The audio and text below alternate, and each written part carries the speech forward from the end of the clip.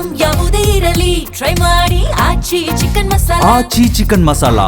ದರ್ಶನ್ ನಿಂದ ಸುಪ್ರೀಂಗೆ ಜಾಮೀನು ಅರ್ಜಿ ನೀಡಿರುವಂತಹ ವಿಚಾರವಾಗಿ ದರ್ಶನ್ ನೀಡಿರುವಂತಹ ಕಾರಣಗಳಿಗೆ ಅಧಿಕಾರಿಗಳು ಟಕ್ಕರ್ ನೀಡಿದ್ದಾರೆ. ಸಹ ಕೈದಿಗಳಿಂದ ನನಗೆ ಬೆದರಿಕೆ ಅಂತ ಹೇಳಿ ದರ್ಶನ್ ಹೇಳಿದ್ರು.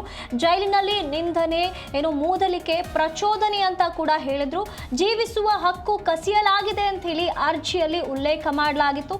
ಸೆಲ್ ಕಂಪ್ಲೀಟ್ ವ್ಯವಸ್ಥೆಯ ಸಿಸಿಟಿವಿ ಸಲ್ಲಿಸಲು ನಿರ್ಧಾರವನ್ನ ಈಗ ಮಾಡಲಾಗಿರುವಂತದ್ದು.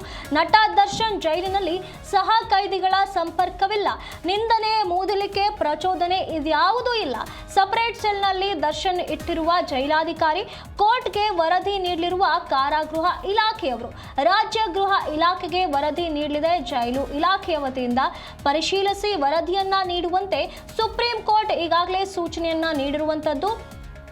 ದರ್ಶನ್ ಅವರು ಸುಪ್ರೀಂಗೆ ಜಾಮೀನಿನ ಅರ್ಜಿಯನ್ನ ಸಲ್ಲಿಸಿದ್ರು. ತನಗೆ ಸಹ ಕೈದಿಗಳಿಂದ ಬೆದರಿಕೆ ಬರ್ತಾ ಇದೆ ಅನ್ನುವಂತ ಆರೋಪವನ್ನ ಮಾಡಿ ದರ್ಶನ್ ಒಂದು ಅರ್ಜಿಯನ್ನ ಸಲ್ಲಿಸಿದ್ರು. ಆದ್ರೆ ಈಗ ದರ್ಶನ್ ಅವರಿಗೆ ಅಧಿಕಾರಿಗಳು ಟಕ್ಕರನ್ನ ನೀಡಿದ್ದಾರೆ. ಅವರು ನೀಡಿರುವಂತಹ ಕಾರಣಗಳಿಗೆ ಈಗ ಅಧಿಕಾರಿಗಳು ಟಕ್ಕರ್ ನೀಡಿದ್ದಾರೆ. ಜೈಲಿನಿಂದ ನಿಂದನೆ, ಮೂದಲಿಕೆ, ಪ್ರಚೋದನೆ ಅಂತ ಹೇಳಿ ಆರೋಪವನ್ನ ಮಾಡಿದ್ರು. ಇದಕ್ಕೆ ಈಗ ಟಕ್ಕರನ್ನ ನೀಡಿರುವಂತದ್ದು. ಸೆಲ್ನ ಕಂಪ್ಲೀಟ್ ವ್ಯವಸ್ಥೆಯ ಸಿಸಿಟಿವಿಯನ್ನ ಸಲ್ಲಿಸೋದಕ್ಕೆ ಈಗ ನಿರ್ಧಾರವನ್ನ ಮಾಡಲಾಗಿದೆ. ದರ್ಶನ್ ಅವರು ಜೈಲಿನಲ್ಲಿ ಸಹ ಕೈದಿಗಳ ಸಂಪರ್ಕವೇ ಇಲ್ಲದ ರೀತಿ ಇದ್ದಾರೆ. ಇಲ್ಲಿ ನಿಂದನೆಯೂ ಇಲ್ಲ, ಮೂದಲಿಕೆಯೂ ಇಲ್ಲ, ಪ್ರಚೋದನೆ ಯಾವುದೂ ಇಲ್ಲ ಅಂತ ಹೇಳಿ ಹೇಳಲಾಗ್ತಾ ಇರುವಂತದ್ದು. ಇವರನ್ನ ಸಪರೇಟ್ ಸೆಲ್ ನಲ್ಲಿ ಇಟ್ಟಿದ್ದಾರೆ ಜಿಲ್ಲಾಧಿಕಾರಿಗಳು ಅನ್ನುವಂತ ಮಾಹಿತಿ ಬರ್ತಾ ಇದೆ. ಕೋರ್ಟ್ಗೆ ವರದಿಯನ್ನ ಕಾರಾಗೃಹ ಇಲಾಖೆಯ ವತಿಯಿಂದ ನೀಡಲಾಗುತ್ತೆ. ರಾಜ್ಯ ಗೃಹ ಇಲಾಖೆಗೆ ವರದಿಯನ್ನ ಜೈಲು ಇಲಾಖೆ ನೀಡುತ್ತೆ. ಪರಿಶೀಲಿಸಿ ವರದಿಯನ್ನ ನೀಡಬೇಕು ಅಂತ ಹೇಳಿ ಸುಪ್ರೀಂ ಕೋರ್ಟ್ ಆದೇಶವನ್ನ ಹೊರಡಿಸಿತ್ತು. ಇದರ ಆಧಾರದ ಮೇಲೆ ಎಲ್ಲವನ್ನ ಪರಿಶೀಲಿಸಿ ಕೋರ್ಟ್ಗೆ ವರದಿಯನ್ನ ನೀಡೋದಕ್ಕೆ ಈಗ ಕಾರಾಗೃಹ ಇಲಾಖೆ ನಿರ್ಧಾರವನ್ನ ಮಾಡಿದೆ. ಈ ಬಗ್ಗೆ ಹೆಚ್ಚಿನ ಮಾಹಿತಿಯನ್ನ ನಮ್ಮ ಪ್ರತಿನಿಧಿ ಭವ್ಯ ಸುನಿಲ್ ನೀಡ್ತಾ ಹೋಗ್ತಾರೆ. ಭವ್ಯ, ಈಗ ದರ್ಶನ್ ಅವರು ನೀಡ್ತಾ ಇರುವಂತಹ ಕಾರಣಗಳಿಗೆ ಅಧಿಕಾರಿಗಳು ಟಕ್ಕರ್ ಕೊಡ್ತಿದ್ದಾರೆ. ದರ್ಶನ್ ಅವರು ಸಪರೇಟ್ ಸೆಲ್ ನಲ್ಲಿ ಇದ್ದಾರೆ ಅಂತ ಹೇಳಲಾಗ್ತಾ ಇದೆ. ಹಾಗಾದ್ರೆ ಯಾಕೆ ಈ ರೀತಿಯಾದಂತ ಆರೋಪವನ್ನ ದರ್ಶನ್ ಮಾಡ್ತಿದ್ದಾರೆ? ಯಶುನಿಗೆ ಹೇಗಾದರೂ ಮಾಡಿ ಜಾಮೀನನ್ನ ಪಡೆದು ಜೈಲಿನಿಂದ ಹೊರಗಡೆ ಬರ್ಬೇಕನ್ನೋ ಉದ್ದೇಶ ಈಗ ದರ್ಶನದ್ದಾಗಿದೆ. ಯಾಕಂದ್ರೆ ಈ ಪ್ರಕರಣದಲ್ಲಿ ಏಟು ಆರೋಪಿಯಾಗಿದ್ದಾರೆ.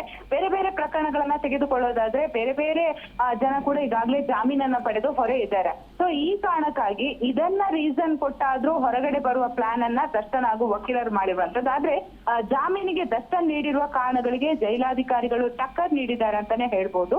ಸೊ ಸಹ ಕೈದಿಗಳಿಂದ ಅವ್ರಿಗೆ ಬೆದರಿಕೆ ಆಗ್ತಾ ಇದೆ. ಹಾಗೇನೆ ಸರಿಯಾದ ರೀತಿ ಜೈಲಾಧಿಕಾರಿಗಳು ನೋಡ್ತಾ ಇಲ್ಲ. ಸೊ ಜೈಲಲ್ಲಿ ಸಹ ಕೈದಿಗಳಿಂದ ದಿನನಿತ್ಯ ಅವರಿಗೆ ಅಂದ್ರೆ ನಿಂದನೆ ಆಗಿರ್ಬೋದು, ಮೂದಲಿಕೆ ಆಗಿರ್ಬೋದು, ಪ್ರಚೋದನೆ ಆಗಿರ್ಬೋದು.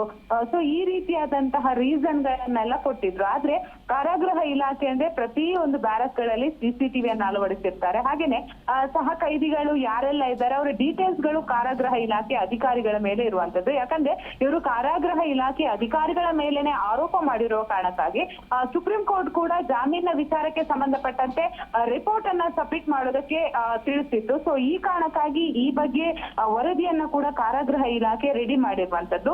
ಸದ್ಯ ಬಹುತೇಕವಾಗಿ ಪರಿಶೀಲನೆ ಮಾಡಿದಾಗ ಎಲ್ಲಾ ಸಾಕ್ಷ್ಯಗಳನ್ನ ಕಲೆಕ್ಟ್ ಮಾಡಿದಾಗ ದರ್ಶನ್ ಸೆಲ್ ವಿಡಿಯೋ ಆಗಿರ್ಬೋದು, ಸಿಸಿಟಿವಿ ಆಗಿರ್ಬೋದು, ದರ್ಶನ್ಗೆ ನೀಡಿರುವಂತಹ ಕಂಪ್ಲೀಟ್ ವ್ಯವಸ್ಥೆ ಎಲ್ಲದರ ಬಗ್ಗೆ ಸಾಕ್ಷ್ಯ ಸಮೇತವನ್ನ ಕೂಡ ಈಗಾಗಲೇ ಕಲೆ ಹಾಕಿದ್ದಾರೆ. ಸೊ ಎಲ್ಲೋ ಒಂದ್ ಕಡೆ ನೋಡುವಾಗ ಅಂದ್ರೆ ಕಾರಾಗೃಹ ಇಲಾಖೆಯಲ್ಲಿ ದರ್ಶನ್ಗೆ ಆ ರೀತಿಯಾದಂತಹ ಟಾರ್ಚರ್ ಆಗಿರ್ಬೋದು ಇಲ್ಲ ಅನ್ನೋದು ಕಾರಾಗೃಹ ಇಲಾಖೆ ಅಧಿಕಾರಿಗಳು ಈಗಾಗಲೇ ಒಂದು ಮಾಹಿತಿ ಇರುವಂತದ್ದು. ಅಷ್ಟು ಮಾತ್ರವಲ್ಲದೆ ಇದರ ಮಧ್ಯೆ ದರ್ಶನ್ಗೆ ಫ್ಯಾಮಿಲಿಯ ವಿಶೇಷ ಸಂದರ್ಶನಕ್ಕೆ ಕೂಡ ಕಾರಾಗೃಹ ಇಲಾಖೆ ಕೇಳಿತ್ತು. ಸೊ ಈ ವೇಳೆ ವಕೀಲರನ್ನ ಕೇಳಿ ಹೇಳೋದಾಗಿ ದರ್ಶನ್ ಕೂಡ ಹೇಳಿದ್ರು. ಸೊ 12 ದಿನದಲ್ಲಿ ಸುಪ್ರೀಂ ಕೋರ್ಟ್ಗೆ ಜೈಲಿನ ನಿಯಮಗಳು ಹಾಗೂ ದರ್ಶನ್ಗೆ ನೀಡಿರುವ ಸವಲತ್ತುಗಳ ಬಗ್ಗೆ ವರದಿಯನ್ನ ಕೂಡ ಅಧಿಕಾರಿಗಳು ನೀಡ್ತಾರೆ. ಸೊ ಇದನ್ನೆಲ್ಲ ನೋಡುವಾಗ ದರ್ಶನ್ಗೆ ಜಾಮೀನು ಸಿಗೋದು ಬಹುತೇಕ ಡೌಟ್ ಅಂತಾನೆ ಹೇಳ್ಬೋದು. ಯಾಕಂದ್ರೆ ಅವರು ಈಗಾಗಲೇ ನ್ಯಾಯಾಲಯದಲ್ಲಿ ಟ್ರಯಲ್ ಹಂತದಲ್ಲಿದೆ. ಕೆಲ ಹಂತದ ನ್ಯಾಯಾಲಯದಲ್ಲಿ ಸಾಕ್ಷಿಗಳ ವಿಚಾರಣೆ ಕೂಡ ನಡೀತಾ ಇರುವಂತದ್ದು. ಸೊ ಪ್ರಮುಖವಾಗಿ ಸಾಕ್ಷಿಗಳ ವಿಚಾರಣೆ ನಡೆದ ಬಳಿಕ ಅಷ್ಟೇ ದರ್ಶನ್ಗೆ ಶಿಕ್ಷೆ ಪ್ರಮಾಣ ಕೂಡ ಪ್ರಕಟ ಆಗುತ್ತೆ. ಸೊ ಇದರ ಮಧ್ಯೆ ಇವರು ಹೈಕೋರ್ಟ್ಗೆ ಹಾಕದೆ ನೇರವಾಗಿ ಸುಪ್ರೀಂ ಕೋರ್ಟ್ಗೆನೆ ಡೈರೆಕ್ಟ್ ಹಾಕಿದ್ದಾರೆ. ಯಾಕಂದ್ರೆ ಕಳೆದ ಬಾರಿ ಹೈಕೋರ್ಟ್ ಅಲ್ಲಿ ಜಾಮೀನು ಸಿಕ್ಕಿತ್ತು. ಸೊ ಇದನ್ನ ಪ್ರಶ್ನಿಸಿ ಪೊಲೀಸ್ ಅಧಿಕಾರಿಗಳು ಸುಪ್ರೀಂ ಕೋರ್ಟ್ ಮೊರೆ ಹೋಗಿದ್ರು. ಸೊ ಇಲ್ಲಿ ಅವರ ಜಾಮೀನು ಅರ್ಜಿ ರಿಜೆಕ್ಟ್ ಆಗಿತ್ತು. ಸೊ ಈ ಕಾರಣಕ್ಕಾಗಿ ಸದ್ಯ ಸುಪ್ರೀಂ ಕೋರ್ಟ್ ಅಲ್ಲಿ ಜಾಮೀನು ಅರ್ಜಿಯನ್ನ ಹಾಕಿದ್ದಾರೆ. ಆದ್ರೆ ಇಲ್ಲಿ ಕೂಡ ಇವ್ರಿಗೊಂದು ಜಾಮೀನು ಸಿಗೋದು ಬಹುತೇಕ ಡೌಟ್ ಅಂತ ಹೇಳ್ಬೋದು. ಯಾಕಂದ್ರೆ ಅವ್ರು ಕೊಟ್ಟಂತಹ ರೀಸನ್ಗೆ ತಕ್ಕಂತಹ ಒಂದು ಉತ್ತರವನ್ನ ಕೊಡೋದಕ್ಕೆ ಈಗಾಗಲೇ ಕಾರಾಗೃಹ ಇಲಾಖೆ ಅಧಿಕಾರಿಗಳು ಕೂಡ ಪ್ಲಾನ್ ಅನ್ನ ಮಾಡ್ಕೊಂಡಿದ್ದಾರೆ. ಸೊ ಇದನ್ನೆಲ್ಲ ನೋಡುವಾಗ ದರ್ಶನ್ಗೆ ಮತ್ತೆ ಜೈಲೇ ಗತಿ ಅಂತ ಹೇಳ್ಬೋದು. ಹಾಗೇನೆ ಒಂದು ವೇಳೆ ಸಾಕ್ಷ್ಯಗಳ ವಿಚಾರಣೆ ನಡೆದ ಬಳಿಕ ಇದರಲ್ಲಿ ದರ್ಶನ್ ಅವರ ಪಾತ್ರ ಇಲ್ಲ ಅಂತ ಎಲ್ಲಾದ್ರೂ ಒಂದು ಉಲ್ಲೇಖ ಬಂದ್ರೆ ಮಾತ್ರ ಅವರಿಗೆ ಹೊರಗಡೆ ಬರುವಂತಹ ಅವಕಾಶ ಸಿಗುವ ಸಾಧ್ಯತೆ ಇರುತ್ತೆ. ಸುನಿಧಿ, ಧನ್ಯವಾದಗಳು ಭವ್ಯ ನಿಮ್ಮೆಲ್ಲ ಮಾಹಿತಿಗಾಗಿ.